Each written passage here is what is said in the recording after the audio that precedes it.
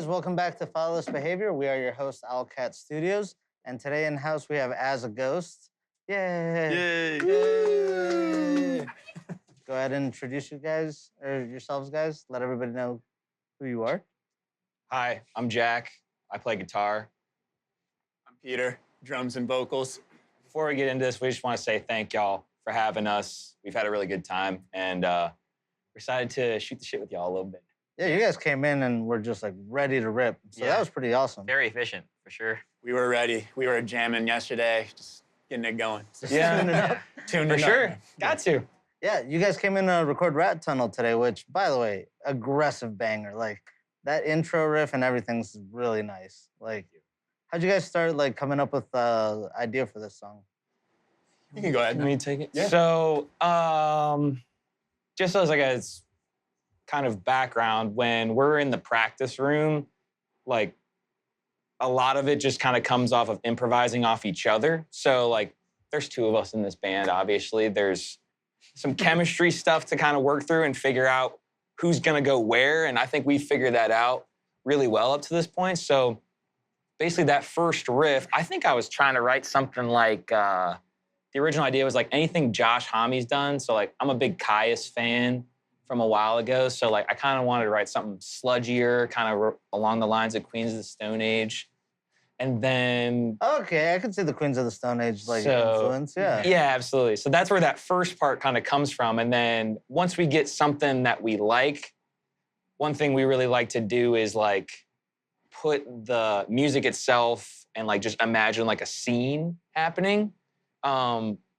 We do the lyrics way after, but, like, we'll be talking about, like, okay, like, where do you see yourself during this part, or like what's happening to you during this part, and like from there we just kind of piece it together front to back. So I think the only other part I can think of is that last one. We really like the newer stuff's kind of like Misery Signals too, but we wanted to kind of have like a Misery Signals or a Knocked Loose kind of sound at the end, something dissonant and something that you can That breakdown that leads into the outro is fucking sweet. Yeah. You do that weird like hand palm scratchy thing.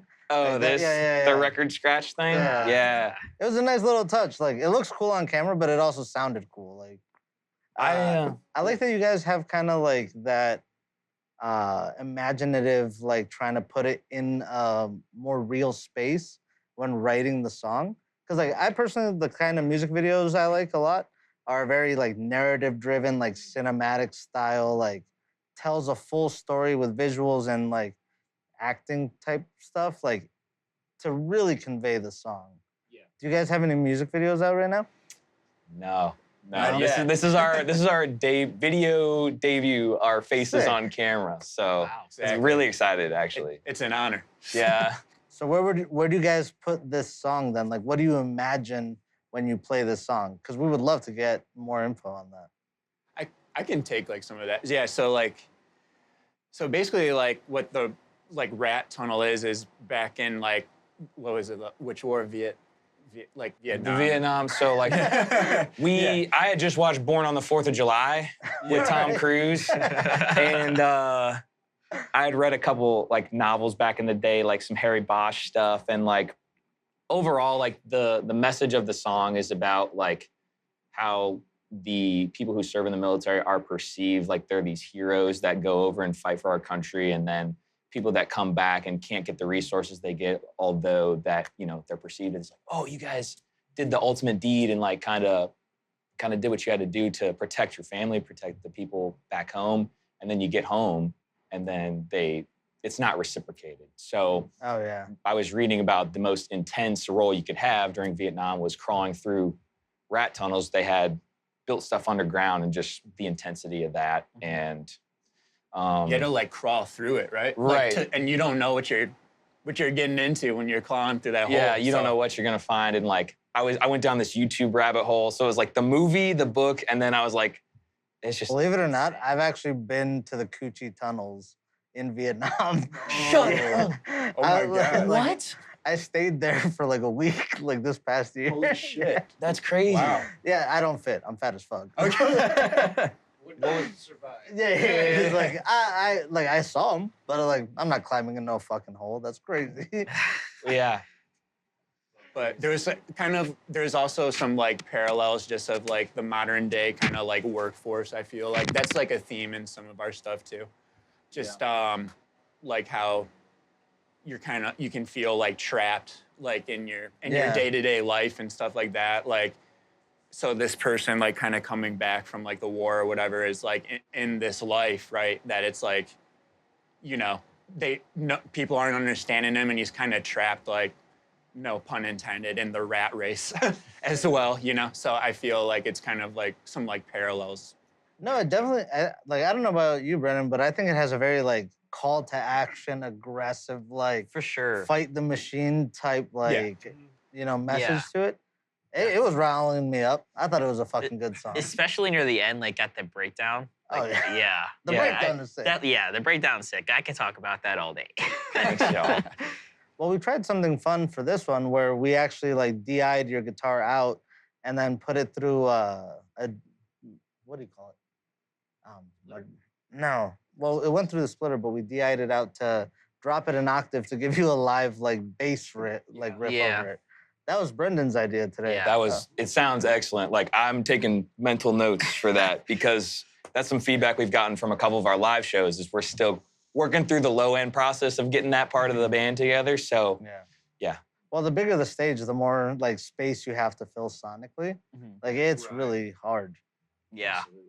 Even sometimes just having 4 members in a band, like it can be hard to fill things out on certain songs if you don't have backtracks. Because like a lot of the songs that we have nowadays, there's a lot of extra layers and stuff, like little synths and stuff like that.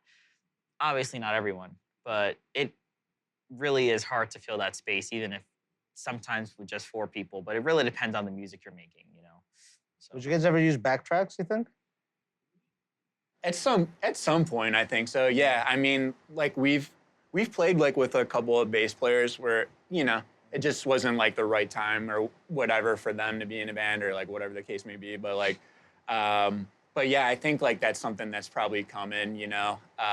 Would you agree? Yeah. Yeah, I mean, like figuring that part out. I think as far as like tracks go, we have been talking about playing to a click. Like it's something we're working on just as musicians because it does shift the dynamic. Because like I was saying, we kind of just know when we're slowing down, when we're speeding up, and it's not too much to coordinate because there's the 2 of us. Yeah. So I know one of my favorite bands in Chicago is Snooze. Shout out Snooze. And oh yeah, I think I saw them at the Cubby Bear recently. Yeah. They go aggressive, yeah. Yeah. Their bass player is awesome. Yeah, that's Dimitri his Wolf. buddy. Shout out to Dimitri. Dimitri's a great fucking bass player. Oh man, he's a killer guitar player too. For Snooze and Innocuous, they have the laptop set up. Oh yeah, they played that night at Cubby Bear too, I think actually. Yep. I think he was on both. Yeah, right? Yep. Yeah, fantastic. I like Snooze. They go hard. They set the bar. They set the bar for me. I'm like, all right, what are they doing? How can we like get our shit together so that we can get like that? So. You just have them posted up on your walls like, Snooze, have I disappointed you today? In my car, actually, like on the dash, like I'm just like, oh. Like some people have Jesus, I got Snooze. Yeah. How long has it been just you guys in this arrangement? 3 years. 3? Yeah. 3. Wow. I can say that. Oh, did it start with just you 2? Yeah. Okay. Tell them the story. I'll tell the story. Yeah. So, pardon. We worked. We actually started a new job on the same day together, Aww. and yeah, it's kind of cute. It was like love at first sight. I guess so. But found out that he was from Cleveland, the Cleveland area, as am I as well. So we had that connection right away, and he's like, "What do you do for fun, man?" I'm like, "I don't know, like playing music or whatever." And he's like, "Oh, I play guitar, you know." And then like, honestly, we went to go jam at Fort Knox Studios. Yeah. We just like dicked around a little bit, and like. Next, you're like, you want to do it again? Like, all right. Like, and then, yeah, from that point on, we formed a band, man. So. What made you guys lean into this genre? We knew that we had similar interests in heavy music. I think that's the thing we initially bonded over is actually on the way to the first jam session we were going to, he was kind of showing me like Cradle of Filth and As I Lay Dying, like a couple bands from the early 2000s that I wasn't super familiar with because I'm, more into some of the beatdown that's popular today, like your Kubakan, your Knocked Looses of the world. And a lot of trial and error, like we were kind of writing things that were coming to us naturally. And it kind of took us about 2 years to figure out an aesthetic and a direction that we wanted to head in. So once we figured that out, it was like, let's really study our influences and figure out how to blend those two things together. And part of it for me is not only creating a sonic landscape that is comfortable for us, can be punishing to the audience. I draw a lot of inspiration from bands like Chat Pile and stuff like that. And I think most importantly, it's like, what do you want to say? Like, what's your message? So I don't claim to be the best at that, but like we're working hard to have something to say as well. 'Cause that's what art is, So what do you guys got cooking right now? So we actually have a show next Thursday on the 12th at Burlington. We're mostly trying to play live. So Nice. like 2025, I know we want to try to play a show a month. Yeah, 1 to 2 shows. That's our goal right now. But we Yeah. have a couple songs banked that we finished up in the latter half of the year that we're hoping to roll out soon. Are we looking at like a EP or a full-length album? Like an EP, right? Like kind of style. Yeah, I Yeah. kind of want to do the hardcore thing and do the spring and fall promo type shit where you do like 2 or 3 songs and roll them out and play them, and then then you do a 7-inch or whatever. So Are we kind of like expecting the same themes and like energy throughout these songs? Like, do you guys have anything on Spotify right now? Yeah, we do. Absolutely. self-titled That's right. As a Ghost EP. The sound is kind of evolving into more aggression. Honestly, we kind of started out. More aggression? It Yeah. was like today with the Sith Lord lights and everything. Yeah, like, it's- I you can't guys wait were to see looking that, dude. Deep red. Because we kind of started out with a little because my influences are I liked a lot of like emo stuff like growing up. That's Brendan's Yeah. shit. Hell yeah, hell yeah. Yeah. Like He's all about that Midwest emo, pop punk emo. Like, Saves the Day. I don't know if you Yeah, ever yeah, got yeah. into them. But I liked some of the like harder stuff that kind of cross sectioned like with punk, like Thrice and like Thursday, Yeah. and like bands like that. So like kind of the first album that we kind of like came out with like had some like more of maybe that type of influence like coming together with some of the harder stuff, but we're starting to kind of like evolve more, like tend to more aggression with like the other stuff maybe as the undertone, I'd say. I don't know. Yeah, I think we had a bunch of songs from jamming that we put together 8 to 10 songs. And we were like, okay, our goal was to just play live. Like we were like, whatever we got to do. So we just kind of picked the 4 that seemed to have the most continuity. And that's what we ended up recording for this EP. But like very much still a work in progress. Like this is our first year kind of getting our feet under us. So we're still very much like well, learning. that's pretty good. If you guys spent like a year and a half really laying the foundation for your band, that's actually a way smarter move than rushing to be like, let's get to a stage, we'll fill our time with covers. It's like, no, you guys decided to really like get busy grinding and writing and setting like a nice sound for yourself before you presented yourselves. Because that's how we met you all. You guys played one of our shows at Pork Chop. We had so much fun. That was awesome. That was a awesome, great man. show, dude. You guys, I really liked your amp. I thought your amp sounded great that You day. made my amp sound great. We had this conversation, but I've been rocking with that View Jarrett combo since I was like a senior in high school. So I was like, sometimes I'm always like, please work. Like, go Aesthetically, on. I always thought it was a really cool like looking amp because that like burgundy color with like the black Tolex and then like the little cursive writing in cream. Like the Bulgara amps are very aesthetically pleasing. Like I really like them. Yeah. Hell yeah. It is cool that you've had it forever though. It's just like it hasn't failed yet. It's like please don't be today. Please don't be today. Oh my God, I can't tell you. The first time I tried to change the twos in that thing, the back doesn't come off. So, I'm in my parents' basement, like fuck, like trying to get these like 16 pins jammed into this thing. I was like, is this thing even gonna work? Or like, Jack, what's wrong down there? Yeah. I had Sleep's Holy Mountain Like, on in the that's how I wrote background. my first EP, The Yeah. Frustration. Yeah, for sure. Like, But- this song is called 16 Pins in a Goddamn Hole. Yeah. Man, I've had my share of 2 problems for sure. Man, never get the PV, the mini PV 6505. The Really? thing squeals, bro. Oh. It squeals. I always thought That's it'd the be worst. because you're talking about the little The baby little one, little right? one. Yeah. It sounds great. But as soon as you, 5150 too. I mean, yeah, I had a 5150 Iconic, and I was using that for a Oh, that's couple how years. I met you. Yeah. My amp blew out literally like at a show, and then Brendan was playing that same show, and he's like, "Hold on, let me test your tubes." Just comes back, starts like hitting my shit with a drumstick, and I was like, "Yo, if you break my amp, we're fighting." Yeah, he's just like hitting my shit with the stick. God. you really had to He- test it. He let me borrow his amp, and it was roaring. Like Hell my yeah. amp was nothing like that. yeah. That's the foundation for a lot of bands I really like. Mhm. I know I'm sure you're familiar with Will Putney, like yeah. his style yeah. of production with like End and Yeah. Oh man. We Weren't Invited is another band that used those Uh-huh. 5150s. I got to see them at Metro. they're everywhere. Crunchy, dude. They're everywhere. awesome. The 5150 with the V30s, you know, like those speakers are. There's a reason why so many people use them. You know, the V30 speakers. They're just made for the sound. They just do the thing. They always will. Yep. Isn't the 5150 the one Van Halen also used? That was his model. So Yeah. he was partnered with PV in I think the 80s, 90s. And then he broke off and did his own thing with Fender, I believe. And PV renamed the 5150 to the 6505. So the 6505 is the same exact amp as the 5150. They just rebranded it. Look, we're not associated anymore. Yeah. We broke up. Yeah. Yeah, now he's with Music Man or whatever. He's making those Music Man customs. Or... Yeah. Oh, is it really?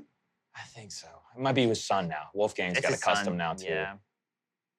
That's a sick name, though. Wolfgang. Wolfgang Van Halen. Halen. Sounds like Yeah. a baron or something. Yeah. Yeah, it's like he's definitely a vampire. Like, has anybody Yeah. seen him during the day? I mean, I saw them at Soldier Field Was it when I during the saw. day? Really? Yeah. All right. Yeah. How was that? You never know. It like, was great. He's got some garlic in his I pocket. mean, they opened for Metallica and like shake my they're just- hand. Don't mind that it's Okay, wet. it was that show. Yeah, Yeah, I heard that was Fantastic. sweet. it was great. It was definitely an experience. Getting Was it- out of there sucked. Oh, I Was believe it. Pantera there too? Oh yeah, Yeah. yeah. That's what They had I remember they that. had Zach Wild with them, and he did great. You know, we're never gonna see the original lineup. You know, but Right, of it course. was still great. Wait, you got to see Getting to see Zach that. Wild actually? Like, Pantera with Zach Wild, yeah. oh, shit. I met a guy on a plane that was there the night Dimebag was, Really, yeah, wow. in Columbus. He just casually dropped it. I'm like talking to him. He started talking to me. I had my First of all, headphones he in. doesn't casually drop that. That's Right, in his right. back pocket. We were just talking. It's Like from the gate. I saw a dime. No. Like, We were Just so you talking know. about bands, and I was like, "What kind of heavy metal do you like?" He's like, "Yeah, Pantera. I was there." That's all he says. And I go, "You were where?" Yeah. He was like, "When Dimebag got shot." I was like, He was at "Huh?" that show. I couldn't huh? tell if he was BSing or not, but I was like, for you to just casually say that, I have a feeling that there's something there. So Yeah, he could have said he was there, but he was like Right. far in the back. He could have been in the bathroom. You Yeah. get, like, What does there mean? yeah, like there exactly. could be like in the town, in the city, like sure, across Yeah, the yeah. street. I was should've at asked the him to, like- Popeyes. Yeah. I was at the Yeah. Popeyes down the street. I heard about it from people passing. Yeah. Yeah. No, that's gotta be insane to see it happen. Like, I don't know. I don't think I've ever seen anything terrible happen at a show. You guys have any like show horror stories? Just I know you guys me. are pretty new to the scene, but You mean like I'm gonna- playing shows? playing anything. shows, being at I shows. mean, I've been kicked in the head like Tell him 5 about the times. time you Happened got to your me too. freaked out. Yeah, so I was at this hardcore show like 10 years ago, probably, I don't know, back in Cleveland. There's a band called Above This Fire, who actually has like a big influence on me too, but I don't think a lot of people know about it, but they're fucking cool. Yeah, I don't know, I was just like, I just ran up with everybody, like rushed the stage, and then, all of a sudden this guy like does like a ninja kick into all of us and just like hits like my plug at the time went flying across the room. And I was like, Jesus Christ. There was that. I tend to get my ass kicked at shows. So went to a Misery Signals show. It was back in the day, like Misery Signals, bleeding through, I think. Yeah. And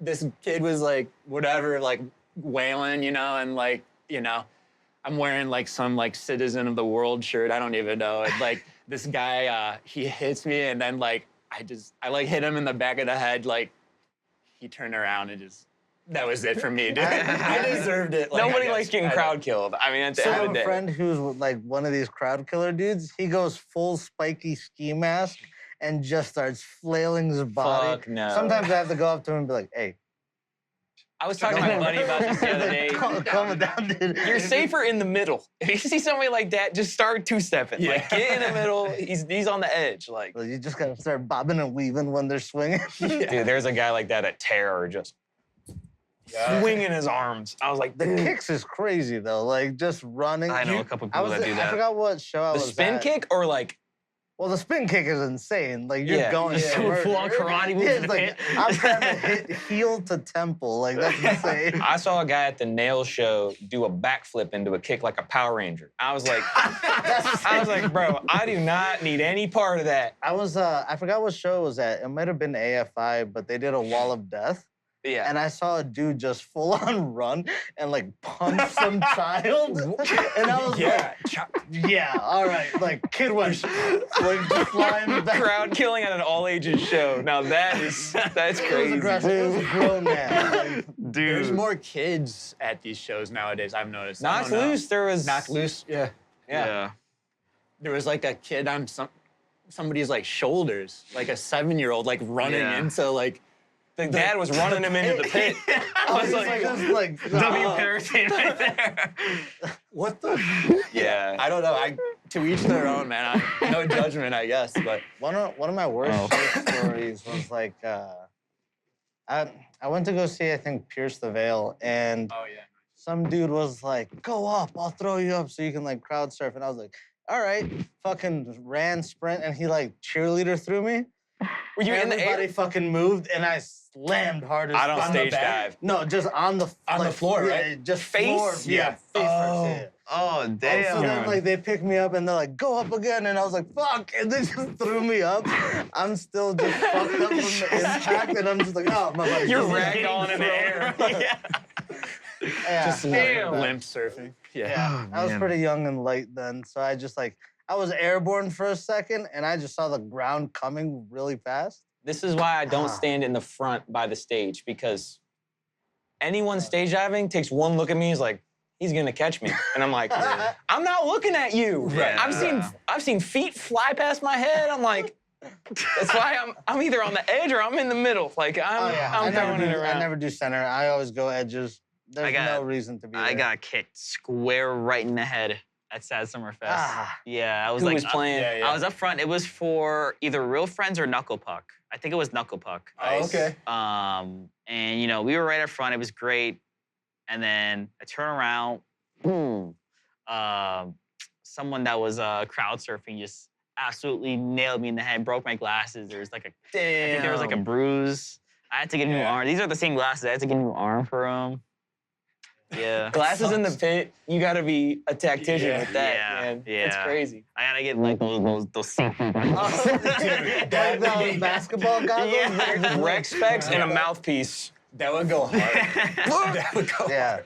No, if you got glasses, just like know that you don't belong in the pit. We got Horace Grant in the pit Yeah. here. I don't give a fuck. Yeah. You gotta I have don't give a just the LeBron face shield like, over Yes. your shit. They'll play. You should just wear armor in there. Yeah. Like chainmail and shit. Just look like the, a fucking the knight. amount of Doc Martens that have kicked me in the back of the head when somebody else is crowd surfing, that fucking pit. Yeah. That got me Take a out of number. like front and center. I stopped doing that forever. Yeah. That's what happened to me at Nails. I Yeah, got kicked in the back of the head. Just back of the head. For all me, the time. right behind the pit is the best place to be. Like you're like Yeah. looking at it.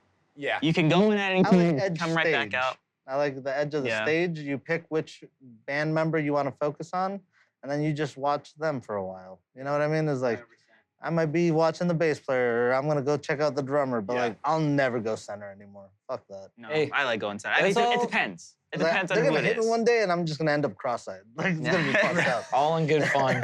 Yeah. Like Debo or something. Like, Oh god. Yeah. Did you hear Changes that my Devo? personality. I just start stealing people's bikes. Ever since that nail show, it hasn't been the same. Speaking of Devo, they're opening up for MCR at Soldier Field next year. The Whip It Good people? Yeah. No shit. Yeah. Kent, I Ohio. thought He's they talking about retired. Debo from Friday. No, I'm talking about Devo. Oh, Devo the Whip It Yeah. Good. Whip It Good. Yeah. Shout out Northeast Ohio, Kent. Devo. Oh, they're Is that from where they're from? Yeah, Oh, I'm from Talmadge, which is like near North Akron, and like Devo is huge in that town over. Yeah. No Yeah. shit. Yeah. I saw them yeah. a couple times. They're good. It's just kind of out of place for Devo to open up for MCR. Yeah. But yeah. I mean, it's. Yeah. That Oh, could dude, be, if they yeah. come out and like MCR does Whip It while like, Devo sings, that would be fantastic. I would pay Hell for yeah. that collab. It's like, you Yeah. do it. Yeah. They play each other's set. Devo does Helena. Devo does Black Parade. Dude, Devo Black Parade might go hard though. Just synthesizers instead of the baby piano at the beginning.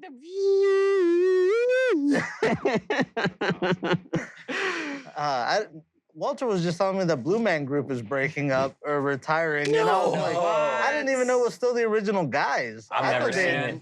I thought they sold the act to the license or the license to the act. You know what I mean? There's a Blue Man Group like thing by my house Halstead. on Halstead. Yeah. Been there forever. Yeah, I guess they're In, like, retiring. Like, Damn it. Come on. I never got to see him. So much came from that. They inspired so many. I mean, Yeah. like they have to be the longest running like single act probably. for a while because like they've been around as long as I can remember. Do they have like albums or is it just the show? Like, I don't know. I don't know either. I don't. They probably have at least one album. I'm guessing. Yeah. Like there's something. I need that Blue Man Group bootleg. In my Yeah. BMG.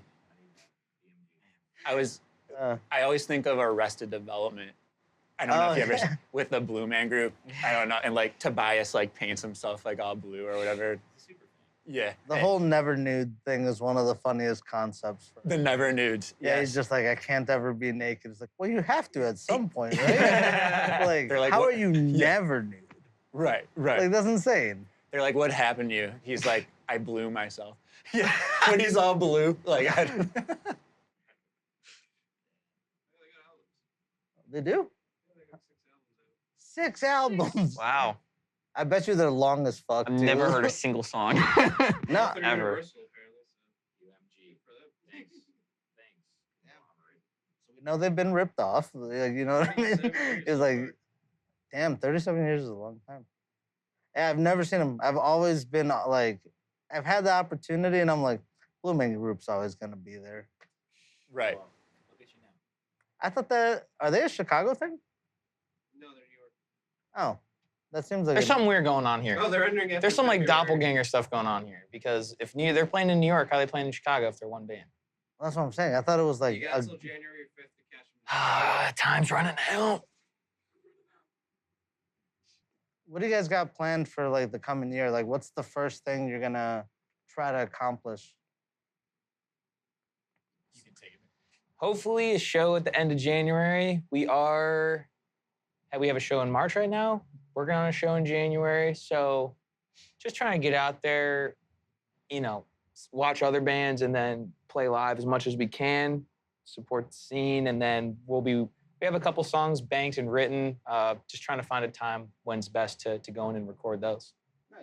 Do you have like a projected timeline? I know you said maybe spring or something like that, right? The spring. That's when It's we're spring. gonna They do don't it. want to commit on Yeah. tape, huh? Not on camera. Not Like, commitment issue. Yeah. I've seen it before in those things. I mean, some might argue that it's better to make a deadline for yourself because it entices you to work harder. Yeah, True. like setting a hard deadline Yeah. is like you got to hold yourself to what you said. Yeah. Though it Pressure, is the pressure, more, we the did more the last stressful option. It is more It is stressful. a lot more stressful.